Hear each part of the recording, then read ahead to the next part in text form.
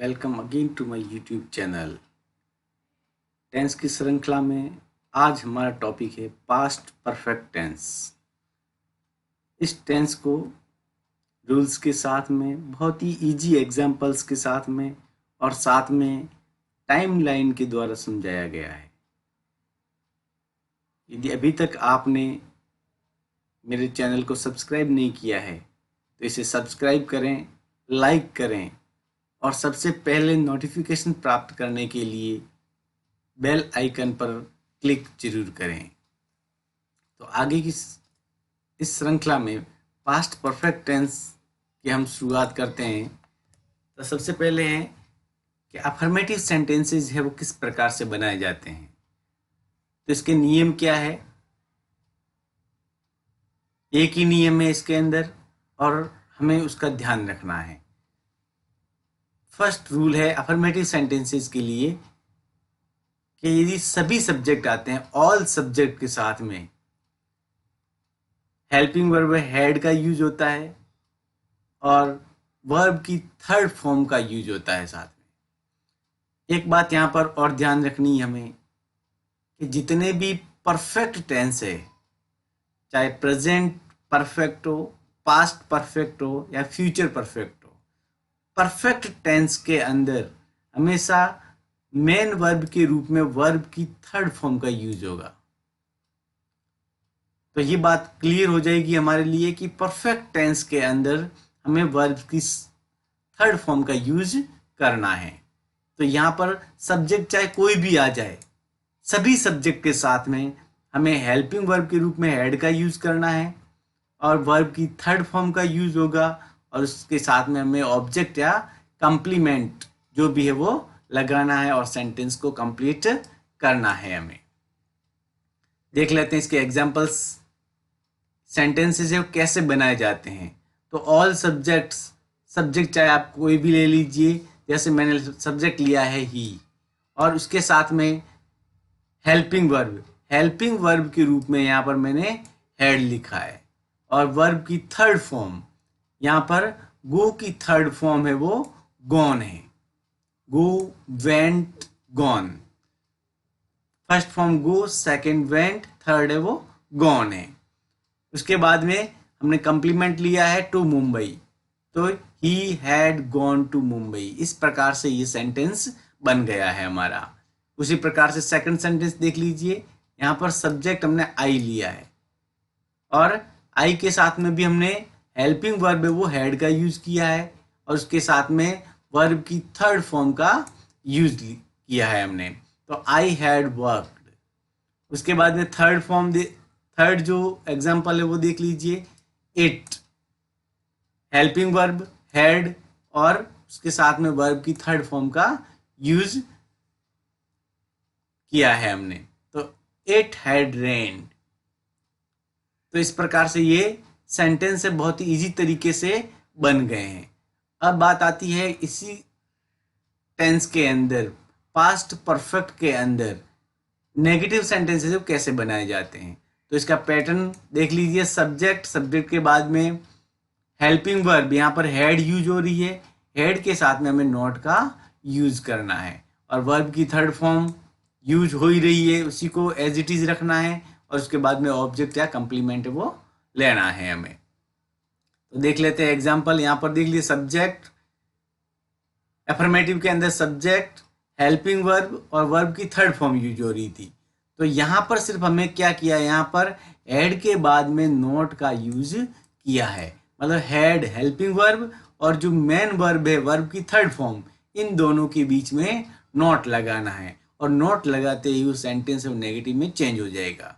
Examples देख लीजिए, he had not gone to Mumbai, helping verb और मेन वर्ब में वर्ब की थर्ड फॉर्म यूज हो रही, इन दोनों के बीच में हमने नॉट का यूज किया है। तो इस प्रकार से ये सेंटेंस नेगेटिव बन गया है। Second, I had not worked, वही स्थिति यहाँ पर है, हेल्पिंग वर्ब के बाद में नॉट का प्रयोग और उसके बाद में वर्ब की थर्ड फॉर्म। तो इस प्रकार से ये भी नेगेटिव सेंटेंस में कन्वर्ट हो गया है। उसके बाद में इट हैड नॉट रेन्ड, वही स्थिति है, हेल्पिंग वर्ब के बाद में नॉट का यूज और उसके बाद में मेन वर्ब जो थर्ड फॉर्म है वर्ब की उसके पहले नॉट लगाया है हमने। हेल्पिंग वर्ब और मेन वर्ब के बीच में नॉट का यूज करना है हमें। तो इस प्रकार से ये सेंटेंसेस नेगेटिव बन गए हैं। उसके बाद में देख लीजिए इंटरोगेटिव सेंटेंसेस कैसे बनते हैं। तो मैं पैटर्न पहले ही बता चुका हूं, लेकिन एक बार यहाँ पर मैंने और लिखा, देख लीजिए। सबसे पहले है हेल्पिंग वर्ब का यूज करते हैं हम, उसके बाद में सब्जेक्ट और वर्ब की थर्ड फॉर्म का यूज करेंगे, क्योंकि हम सिर्फ पास्ट परफेक्ट की बात कर रहे हैं। तो इसलिए यहाँ पर सीधा ही मैंने हेल्पिंग वर्ब की जगह हेड लिख लिया है, उसके बाद सब्जेक्ट और मेन वर्ब में वर्ब की थर्ड फॉर्म लिख लिया, उसके बाद में ऑब्जेक्ट या कंप्लीमेंट जो भी है वो लिख करके सेंटेंस को कंप्लीट किया जाता है। एग्जाम्पल्स देख लीजिए यहाँ पर। सबसे पहले हेल्पिंग वर्ब हैड आ गई, उसके बाद सब्जेक्ट ही, उसके बाद में वर्ब की थर्ड फॉर्म और उसके बाद में कंप्लीमेंट लिया है हमने। तो had he gone to Mumbai. उसी प्रकार से सेकंड में देख लीजिए, had I worked. Helping verb के बाद में सब्जेक्ट और सब्जेक्ट के बाद में यहाँ पर मेन वर्ब की थर्ड फॉर्म। उसी प्रकार से यहाँ पर देख लीजिए, had it rained. Had helping verb, it subject आ गया और मेन वर्ब की थर्ड फॉर्म और उसके बाद में क्वेश्चन मार्क लगा दिया। इस प्रकार से ये इंटरोगेटिव सेंटेंसेस बन गए हैं। और WH क्वेश्चन यदि बनाने हैं तो WH वर्ड इनके आगे हेल्पिंग वर्ब के आगे लगा करके हम बना सकते हैं। अब देखते हैं इस टेंस का यूज कहां पर होता है। तो बहुत ही इंपॉर्टेंट टेंस है ये। और सबसे पहले देखते हैं यूज कैसे होता है और किस प्रकार से इसका यूज किया जाता है। तो फर्स्ट है यूज का, generally we don't use past perfect tense alone. पहली बात तो हम इस टेंस के जितने भी सेंटेंस बनेंगे उसके सेंटेंस से कभी भी अकेले नहीं बनते हैं। मतलब सीधी सी बात है कि दो सेंटेंस है वो साथ में बनाए जाते हैं। देख लीजिए, it is used for an action began and completed in the past before another action. मतलब दो एक्शन है वो साथ में होंगे और पास्ट टेंस के अंदर या तो शुरू हो चुके होंगे और बिल्कुल ही कंप्लीट हो चुके होंगे। तो दोनों कंप्लीट एक्शन हो चुके होंगे और कंप्लीट है, ये दोनों ही पास्ट में ही कंप्लीट हो चुके हैं। ठीक है, तो इस प्रकार से वहां पर हम इस कंडीशन के अंदर इन सेंटेंसेस का यूज करते हैं। The action which is completed first is in the past perfect tense and the other in the past simple. अब देख लीजिए, यहां पर जब दो सेंटेंस साथ में बन रहे हैं तो यहां पर कंडीशन क्या रहेगी, पहले हम कौन सा सेंटेंस लेंगे और बाद में कौन सा लेंगे। तो यहां पर पहले और बाद का मतलब यह है कि जो एक्शन पहले हो रहा है उस एक्शन को हमें पास्ट परफेक्ट टेंस के अंदर बनाना है, उस सेंटेंस को पास्ट परफेक्ट में बनाना है, और जो एक्शन बाद में हो रहा है उसको हमें पास्ट सिंपल टेंस में बनाना है। जैसे मैंने यहाँ एग्जाम्पल के द्वारा समझाया है कि ताकि आपको मतलब आसानी से समझ में आ जाए ये।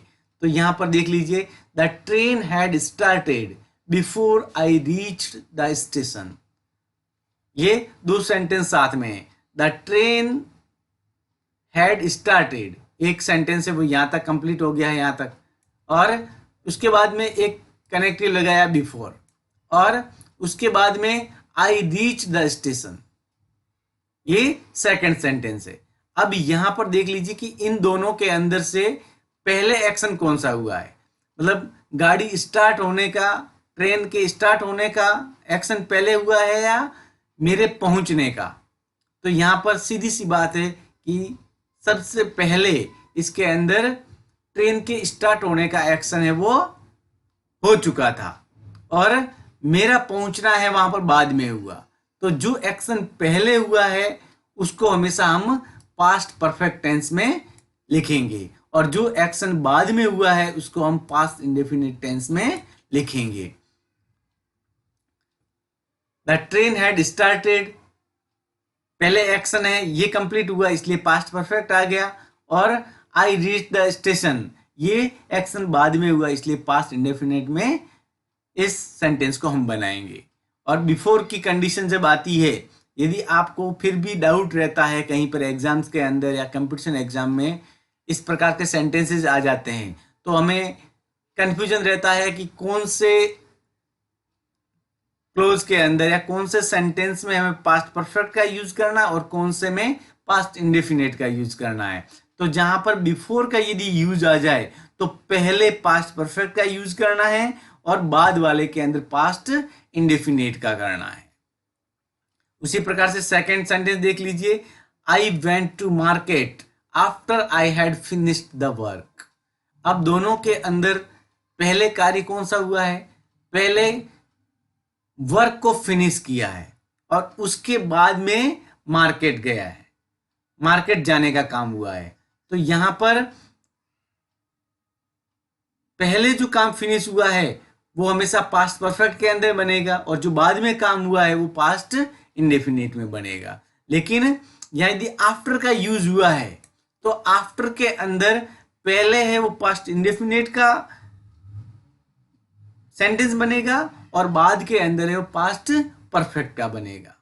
तो इस प्रकार से ये एग्जाम के अंदर भी बहुत ही हेल्पफुल रहता है यदि हमें आफ्टर और बिफोर के बारे में भी यदि जानकारी रहती है। तो कि बिफोर में पहले पास्ट परफेक्ट आएगा और बाद में पास्ट इंडेफिनिट आता है, और आफ्टर यदि यूज हो रहा है वहां पर तो पहले पास्ट इंडेफिनिट और बाद में पास्ट परफेक्ट का यूज होता है। उसी प्रकार से the patient had died before the doctor arrived, तो इसमें भी the patient had died, patient है वो पहले मर चुका है तो इसलिए उसको पास्ट परफेक्ट में हमने बनाया है, और उसके बाद में द डॉक्टर अराइव्ड ये पास्ट सिंपल में बनाया हमने क्योंकि डॉक्टर बाद में आया है। तो दो एक्शन जहां पर भी होते हैं, जो एक्शन पहले हुआ है उसको इंग्लिश में हमेशा पहले लिखा जाता है या फिर पास्ट परफेक्ट के अंदर लिखा जाता है, और जो एक्शन बाद में हुआ है वो पास्ट सिंपल टेंस में लिखा जाएगा। तो एक तो ये यूज हो गया इसका। सेकंड है इसका यूज और कहां पर करते हैं हम, in conditional sentences it indicates a condition और supposition not fulfilled in the past. Conditional sentences के अंदर मतलब शर्त वाले वाक्यों के अंदर हम इनका प्रयोग करते हैं, और जो विश या हमारी जो कंडीशन है वो पास्ट के अंदर फुलफिल नहीं हुई है, मतलब पूरी नहीं हुई है हमारी, और ऐसी स्थिति के अंदर हम पास्ट परफेक्ट टेंस का यूज करते हैं। देख लीजिए यहाँ पर एग्जांपल मैंने बताया, यहाँ पर if you had worked hard you would have passed.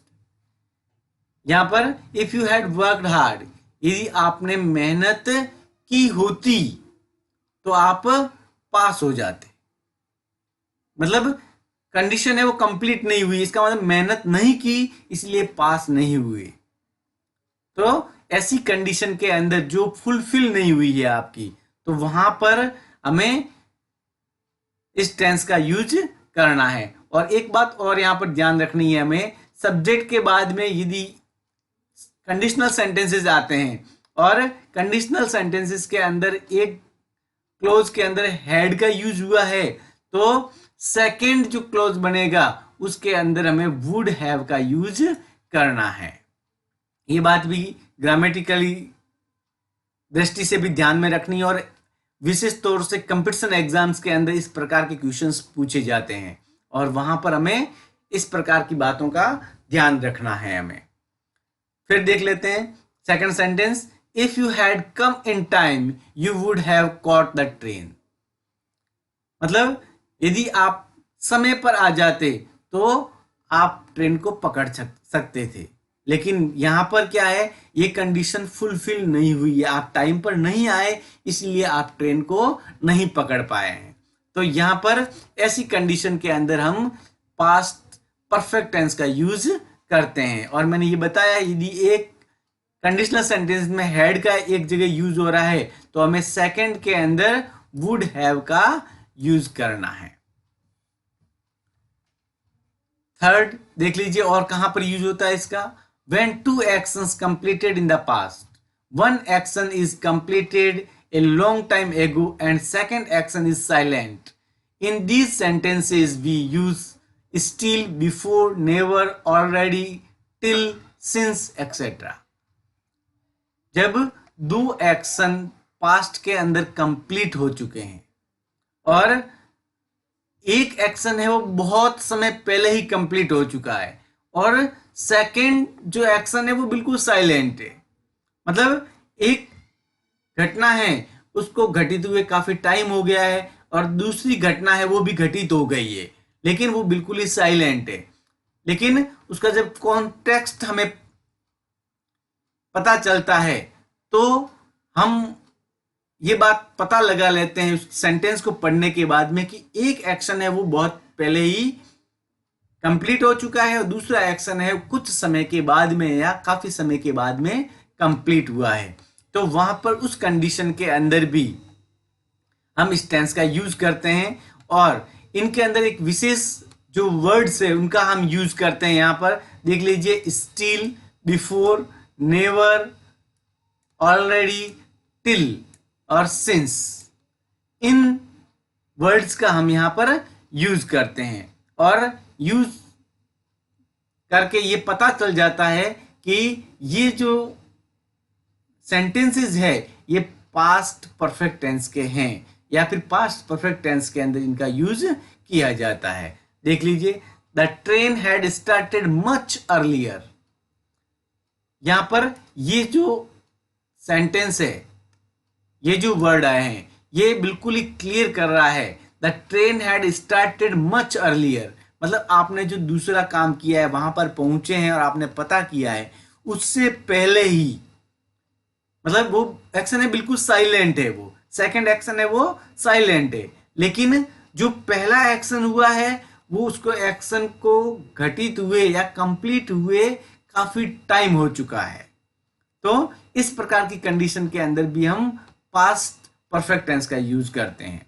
उसी प्रकार second example, my friend had not travelled by train till then, मतलब टिल देन ये जो वर्ड यूज हुआ है और इस वर्ड के द्वारा ये पता चल गया यहां पर कि मतलब दूसरी, जब तक, मतलब जब तक दूसरा उसको बातें पता चली या फिर कोई दूसरी घटना घटित हुई तब तक उसका फ्रेंड है वो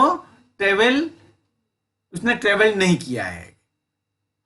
तो इस प्रकार के वर्ड्स के द्वारा भी हम पता लगा लेते हैं कि ये पास्ट परफेक्ट टेंस का सेंटेंस है और सब सेंटेंस बनाते हैं हम जो एक एक्शन है बहुत पहले ही घटित हो चुका है, दूसरा एक्शन है जो घटित हुआ है वो साइलेंट कंडीशन के अंदर है, तो वहां पर हम इस प्रकार के सेंटेंसेस का यूज करते हैं।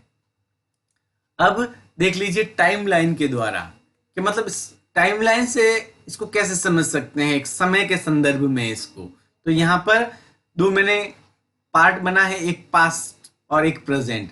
ये कोई भी घटना है वो पहले घटित हो चुकी है और ये है प्रेजेंट जो वर्तमान में चल रही है। तो मैंने तीनों टेंस है उनका जिक्र साथ में किया है ताकि कि आपको कोई भी कंफ्यूजन है वो नहीं रहे और आपको आसानी से ये टेंस वो समझ में आ जाए। जब हम कोई भी एक्शन पास्ट टेंस के अंदर स्टार्ट हो गया है और किसी भी टाइम वो स्टार्ट हुआ है लेकिन प्रेजेंट में आकर के वो खत्म हुआ है, मतलब अभी अभी वो खत्म हुआ है, तो उस कंडीशन के अंदर हम प्रेजेंट परफेक्ट टेंस के अंदर उसके सेंटेंस बनाते हैं। सेकेंड कंडीशन के पास्ट टेंस के अंदर किसी समय पास्ट में कोई कार्य है वो स्टार्ट हुआ और पास्ट में ही वो कंप्लीट हो गया, तो उस कंडीशन के अंदर हम सेंटेंस है पास्ट सिंपल टेंस में बनाते हैं, क्योंकि इनके अंदर बहुत कंफ्यूजन रहता है प्रेजेंट परफेक्ट और पास्ट सिंपल के अंदर। तो यहां पर ये स्थिति क्लियर हो गई है कि पास्ट के अंदर यदि कंप्लीट हो जाता है तो पास्ट सिंपल में बनाना है और यदि प्रेजेंट में आकर के खत्म होता है तो हमें प्रेजेंट परफेक्ट में बनाना है।